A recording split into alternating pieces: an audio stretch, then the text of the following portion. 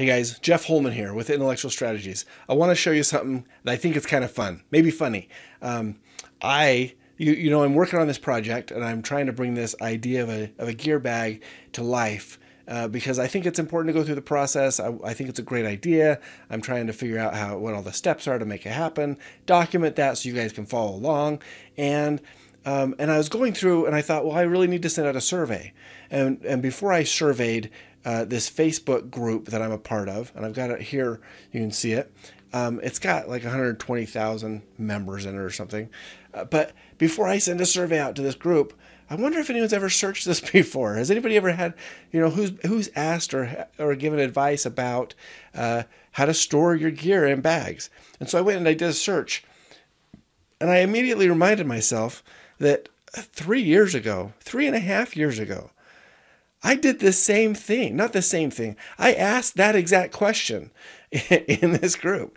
No wonder this has been on my mind. I've been doing this I've been sitting on this for 3.5 years. This was May 4th, 2017, and I started this project like September 20th, 2020. This has been on my mind, obviously, and I had forgotten that I had posted this exact question in this group that long ago.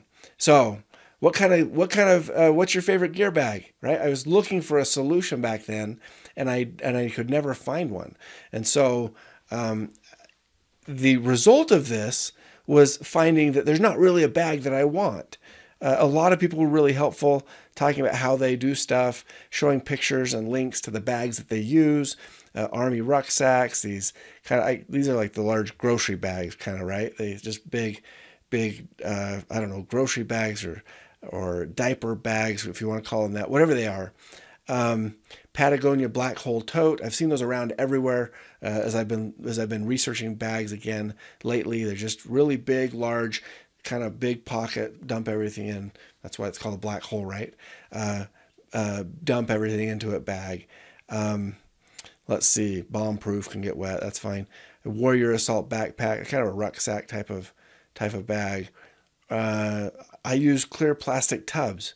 That's really interesting. I didn't even recognize that, but now I know, because after this, and again, I went back to this website probably early October, and then after that, I actually did a survey, and I found out lots of people store their stuff at home in boxes and totes. I didn't know that, but obviously that's what Corin had said back in 2017.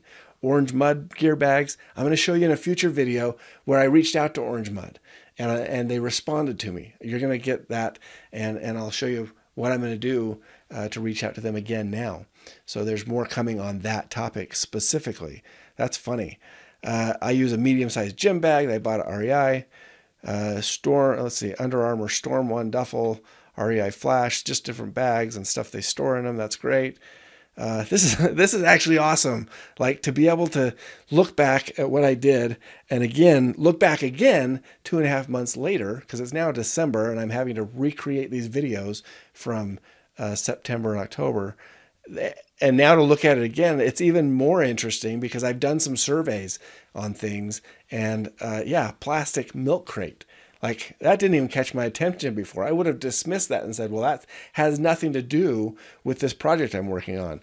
But it does, because when I surveyed people, and I'll go over this in more detail later, when I surveyed people keep their gear in milk crates. I didn't know that. I mean, I don't have milk crates to store my stuff in. I didn't realize people did that. But there's a large portion of the population who has running gear stored in boxes and crates. Interesting. IKEA bags, a DeWalt tool bag. That's interesting. Let's see. Drop bottom duffel bag. Do it as a search. I don't remember if I was able to find that. It seems like when I saw this before, some of these bags existed, but I couldn't find them when I went to look for them. I think they were older models of bags that don't exist anymore. But that doesn't matter. They're all kind of the same and a summary of each other. So, I don't know what I'm trying to say there. They're all kind of the same, and you look at a couple different types, and they all fall into these basic categories. So the OGO athletic bags, Anyway, there's one more down here you can't see on the screen. It's just a large swim bag. Anyway, pretty interesting. Really funny to me that my research in 2020 led me back to my own research in 2017 on the exact same topic. So I thought I'd share that with you guys. I thought it was kind of funny. And it just goes to show that when we're inventing things and we have a problem on our mind, it doesn't just go away, right? It's there, and just the creative, innovative mind keeps thinking about it over and over. So I'm really glad that I've come back to this. It's an exciting project for me, and I'm glad this is like a little, what do they call that, like a little Easter egg in the process where I discovered something that makes me smile. So hope you enjoyed that, and I'll share more with you in the next videos.